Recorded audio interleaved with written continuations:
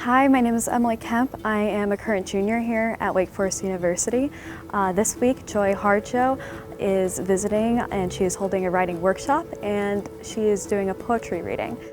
Joy Harjo is a current U.S. Poet Laureate. She is from Oklahoma and is from the Muskogee Creek Nation.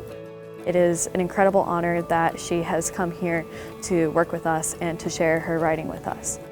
As an environmental major, it has been incredible to be around her because the way that she writes about people and our connection to nature, and even more so our responsibilities to nature and to the earth, has been really impactful. As a Wake Forest student, I think that it's really important that we have voices like hers come to campus and to educate us and to open a space in which we can have dialogue about these topics and learn.